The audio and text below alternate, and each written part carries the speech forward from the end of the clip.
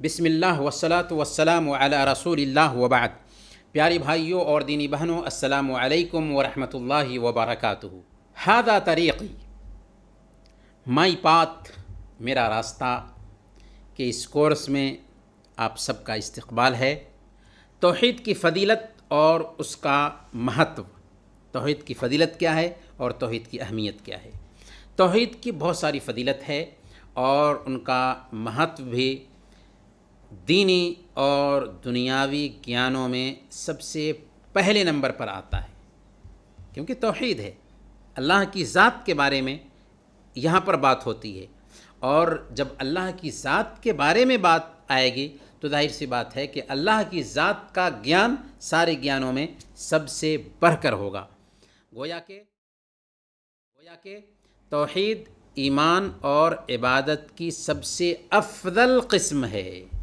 صحیح مسلم کی روایت ہے، اللہ کے رسول صلی اللہ علیہ وسلم نے ارشاد فرمایا، الایمان بضع وسبعون شعبۃ افضلها قول لا الہ الا اللہ وادناها اماطۃ الاذی عن الطریق، کہ ایمان کے 70 سے زیادہ شاخائیں ہیں اور ان میں سب سے افضل لا الہ الا اللہ ہے، اور سب سے کمتر درجہ ایمان کا یہ ہے کہ راستے سے کشٹ دائق چیز کو دور کر دیا جائے، تکلیف پہنچانے والی چیز کو ہٹا دیا جائے۔ لا الہ الا اللہ ہی کلمہ توحید ہے، اور یہ کلمہ توحید ایمان کی سب سے اتم شرینی ہے۔ گویا کہ ایک بندہ لا الہ الا اللہ کا اقرار کر لیتا ہے تو اس نے توحید کا اقرار کیا، اور یہ ایمان کا سب سے اونچا درجہ ہے۔ اسی لیے اللہ کے نبی صلی اللہ علیہ وسلم نے فرمایا کہ ایمان کے 73 سے زیادہ شاخائیں ہیں، سب سے افضل لا الہ الا اللہ ہے۔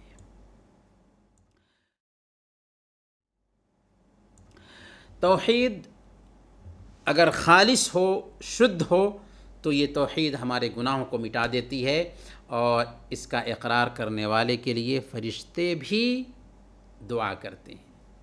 اور کون فرشتے؟ وہ فرشتے جو اللہ تعالیٰ کے عرش کو اٹھائے ہوئے ہیں۔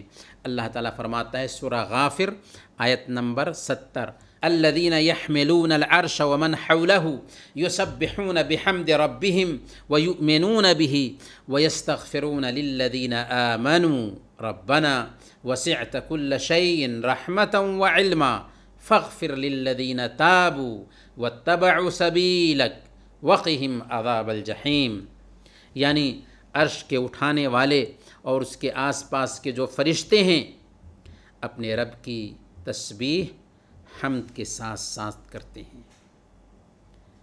عرش اٹھانے والے فرشتے اور اس کے آس پاس کے جو فرشتے ہیں وہ اپنے رب کی تسبیح، اس کی پرشنسا بیان کرتے ہوئے کرتے ہیں اور ایمان رکھتے ہیں، اور پھر ایمان والوں کے لیے استغفار کرتے ہیں، ان کے گناہوں کی معافی کی دعا کرتے ہیں۔ کون؟ عرش کو اٹھانے والے فرشتے، جن کی مہانتا کے کیا کہنے، وہ ایمان والوں کے لیے دعا کرتے ہیں۔ کیا کہتے ہیں؟ اے ہمارے پروردگار، تو نے ہر چیز کو اپنی بخشش اور علم سے گھیر رکھا ہے۔ فاغفر للذین تابوا واتبعوا سبیلک وقہم عذاب الجحیم، اے اللہ جن لوگوں نے توبہ کیا انہیں بخش دے، ان لوگوں نے تیرے راستے کی پیروی کی انہیں بخش دے، اور انہیں جہنم کے عذاب سے بچا لے۔ ان آیات میں اللہ تعالیٰ یہ فرما رہا ہے کہ جیسے مومن بندوں کے لیے زمین میں دوست ہوتے ہیں، ویسے ہی مومن بندوں کے لیے آسمان میں دوست ہوتے ہیں۔ ٹوٹ کر محبت کرنے والے فرشتے ہوتے ہیں، وہ فرشتے جو عرش کو اٹھائے ہوئے ہیں، وہ فرشتے ان کے لیے دعا کرتے ہیں، اور دعا بھی اس انداز میں کرتے ہیں کہ اے اللہ انہیں معاف فرما دے، ان کی توبہ قبول فرما، اور انہیں جہنم کی آگ سے بچا لے۔ توحید خالص یعنی شدھ توحید جنت میں داخلے کا بھی سبب ہے۔ یہ تیسرا فائدہ ہوا توحید کا۔ صحیح بخاری اور صحیح مسلم کی حدیث ہے، اللہ کے نبی صلی اللہ علیہ وسلم نے ارشاد فرمایا، جس نے اس بات کی گواہی دی کہ اللہ تعالیٰ کے علاوہ کوئی ست پوجا یوگیہ نہیں، کوئی صحیح عبادت کے لائق نہیں، اور محمد صلی اللہ علیہ وسلم اللہ کے بندے اور اس کے رسول ہیں، اور حضرت عیسیٰ علیہ السلام اللہ کے بندے اور اس کے رسول ہیں، اور اس کا وہ کلمہ ہیں جسے اللہ تعالیٰ نے حضرت مریم علیہ السلام کی اور ڈالا، اور اس کی روح ہیں، اور جنت حق ہے، دوزخ حق ہے، تو اللہ تعالیٰ اس کو جنت میں داخل کرے گا جس عمل پر بھی وہ پایا جائے۔ اس حدیث میں بنیادی بات یہ کہی گئی ہے کہ جو آدمی کلمہ لا الہ الا اللہ کا اقرار کرتا ہے، حضرت عیسیٰ علیہ السلام کی رسالت کا اقرار کرتا ہے، اور یہ مانتا ہے کہ حضرت عیسیٰ علیہ السلام اللہ کے بیٹا نہیں بلکہ اللہ کے نبی ہیں، عیسائیوں کے اپوزٹ جنہوں نے حضرت عیسیٰ علیہ السلام کو اللہ کا بیٹا مان لیا، اسی طریقے سے وہ اللہ کا کلمہ مانتا ہے۔ اللہ کی کلمہ سے مراد حضرت عیسیٰ علیہ السلام ہے، کیونکہ لفظ کن سے حضرت عیسیٰ علیہ السلام پیدا ہوئے۔ اللہ تعالیٰ نے کہا کہ ہو جا، اور ہو گئے۔ اسی لیے اللہ تعالیٰ نے حضرت عیسیٰ علیہ السلام کی پیدائش کا ذکر کرتے ہوئے فرمایا، ان مثل عیسیٰ عند اللہ کمثل آدم خلقہ من تراب ثم قال له کن فیکون، کہ عیسیٰ علیہ السلام کی مثال آدم علیہ السلام کی پیدائش کی سی ہے کہ اللہ نے ان کو مٹی سے پیدا کیا اور کہا کہ ہو جا تو ہو گئے۔ بالکل ویسے ہی اللہ تعالیٰ نے عیسیٰ علیہ السلام کو پیدا کیا ہے اور کہا کہ ہو جا، تو عیسیٰ علیہ السلام ہو گئے۔ بغیر ماں باپ کے اگر اللہ تعالیٰ انسان بنا دیتا ہے تو ماں ہوتے ہوئے انسان بنا دینا تو اور آسان ہے۔ تو اس میں یہ بات کہاں سے آ گئی کہ عیسیٰ علیہ السلام سن آف گاڈ ہیں؟ اگر سن آف گاڈ ہونے تھے تو سب سے پہلے حضرت آدم علیہ السلام کو ہونا چاہیے تھا۔ اسی طریقے سے اس حدیث میں جو کہا گیا کہ اللہ کی روح ہے، مطلب کیا ہے؟ اللہ کی پیدا کی گئی روح ہے، کیونکہ ساری روحوں کو اللہ تعالیٰ نے ہی پیدا کیا ہے۔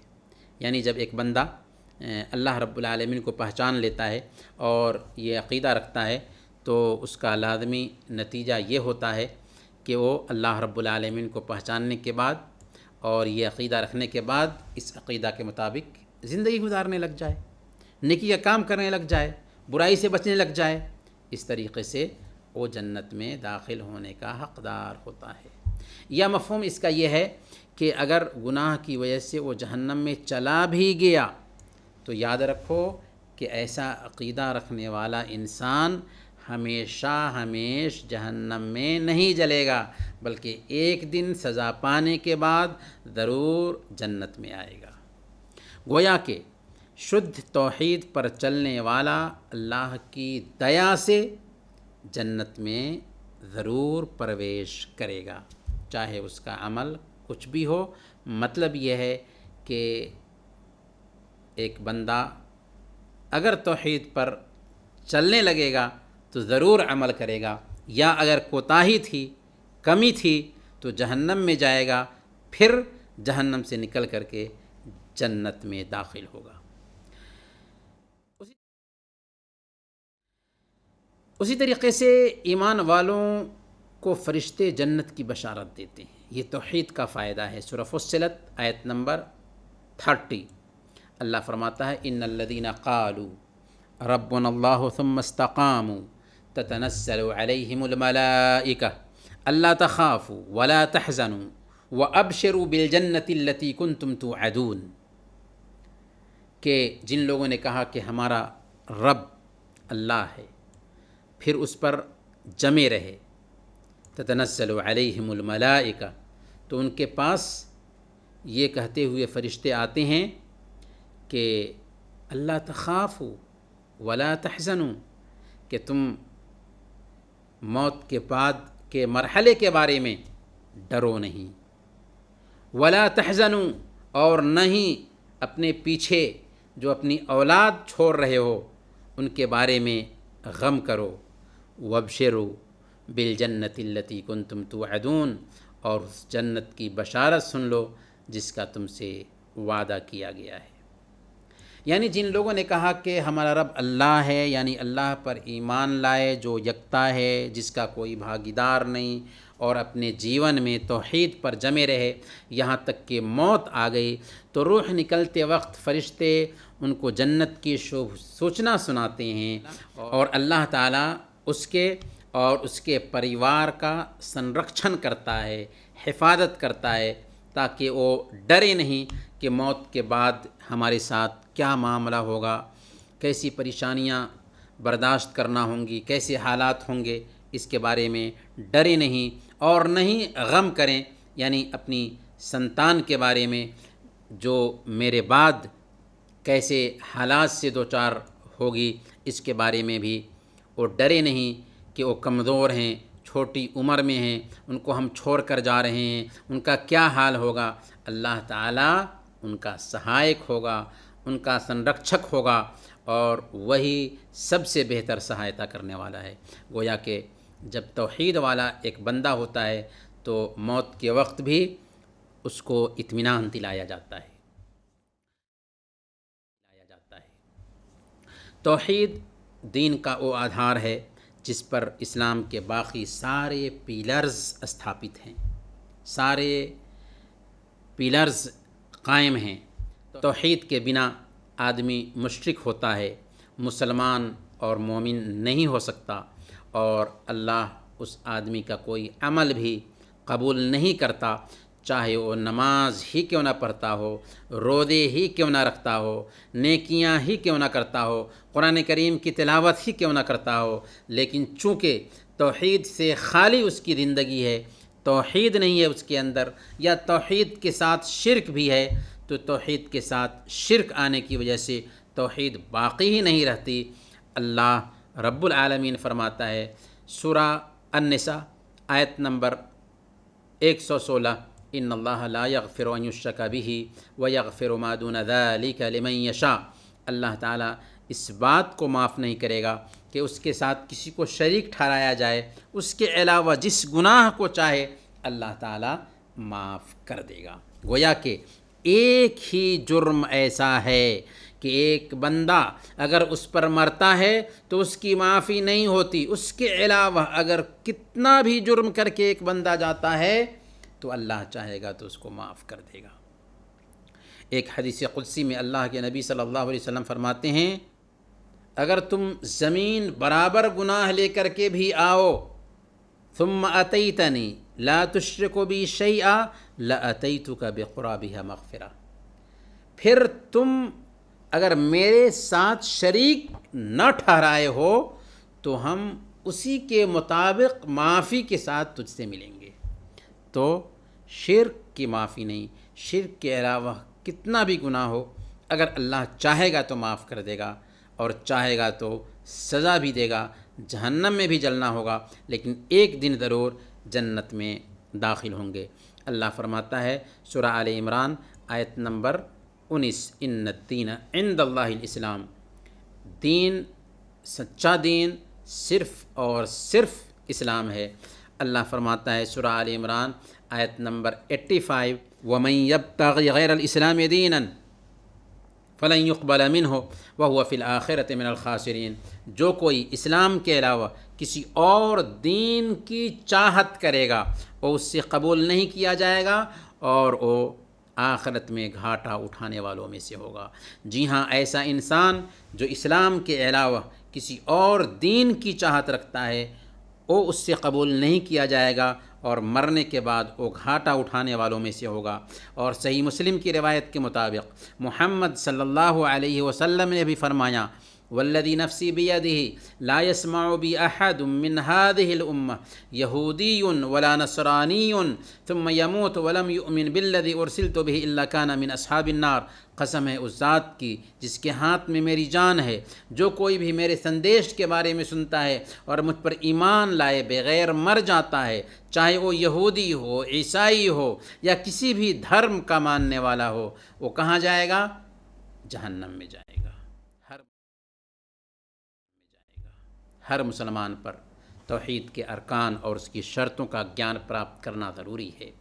ہر مسلمان کی ذمہ داری ہے کوئی ایمان کے پلرز، اسلام کے پلرز اور توحید پر سمیلت باقی عبادتوں کی قسموں کو جانے اور سیکھے، کیونکہ توحید کا علم حاصل کرنا ہر مسلمان مرد اور عورت پر فرض ہے، تاکہ وہ علم کی روشنی میں اللہ کی عبادت کر سکے، اس کا اللہ پر ایمان مضبوط، گہرا اور صحیح ہو، جس میں کوئی سندیہ نہ ہو، کوئی ڈاؤٹ نہ ہو، کوئی شک نہ ہو اور نہ ہی کوئی شریک ہو۔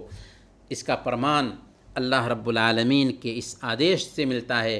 اللہ فرماتا ہے سورہ محمد آیت نمبر 19، فَاعْلَمْ أَنَّهُ لَا إِلَٰهَ إِلَّا اللَّهُ، جان لو کہ اللہ کے علاوہ اور کوئی صحیح عبادت کے لائق نہیں، یعنی لا الہ الا اللہ کا اقرار کرنے سے پہلے لا الہ الا اللہ کو جاننا ہے۔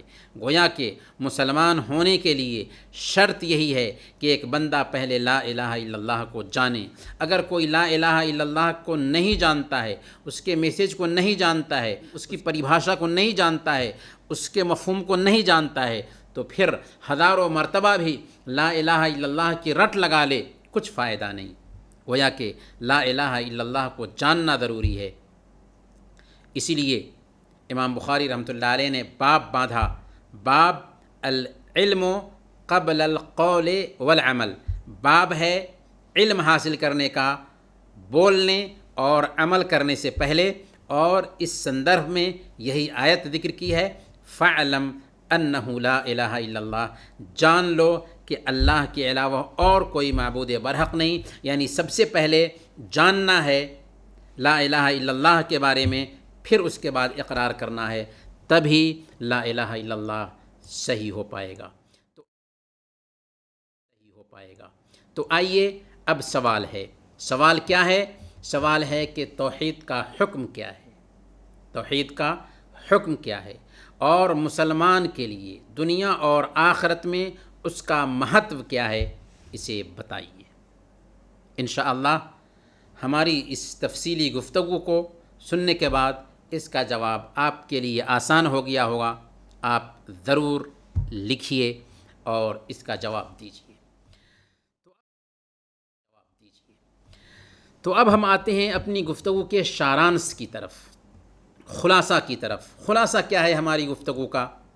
سب سے پہلے نمبر پر توحید یہ ہے کہ کیول اللہ کی عبادت کی جائے، ویسے ہی جیسے اللہ نے اپنی کتاب میں حکم دیا اور جیسے محمد صلی اللہ علیہ وسلم نے صحیح احادیث میں بیان کیا ہے۔ تو جیسے اللہ اور اس کے رسول نے عبادت کا طریقہ بتایا ہے، ویسے ہی ہمیں عبادت کرنی ہے، اللہ کی عبادت کرنی ہے نبی صلی اللہ علیہ وسلم کی سنت کے طریقے پر۔ دوسرے نمبر پر عبادت ہر اس کام کو کہتے ہیں جسے اللہ پسند کرتا ہے اور اس سے خوش ہوتا ہے، چاہے وہ بول ہو، چاہے وہ کام ہو اور چاہے وہ باہری یا بھیتری عمل ہو۔ کلمہ توحید لا الہ الا اللہ ہے، یہی کلمہ تقوی ہے اور یہی قول ثابت ہے، یعنی دृढ़ بات ہے، جو ایمان کی شاخاؤں میں سب سے افضل شاخہ ہے۔ چوتھے نمبر پر توحید خالص، شدھ توحید گناہوں کو مٹا دیتی ہے، عذاب سے نجات دیتی ہے، توحید پرست کو جنت میں داخلہ ملتا ہے، فرشتے اس کے گناہوں کی معافی کے لیے دعا کرتے ہیں، اور پانچویں نمبر پر توحید ہی دین کا آدھار ہے۔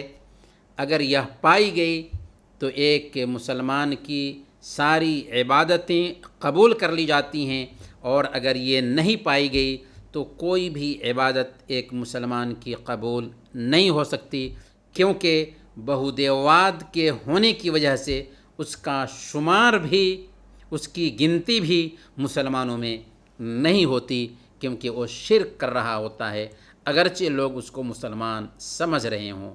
اور چھٹے نمبر پر توحید کا علم حاصل کرنا ہر مسلمان مرد اور عورت پر ضروری ہے، انیوار جو ہے، اور ہر انسان کے لیے دین میں سب سے پہلے توحید کو ہی سیکھنا ضروری ہے۔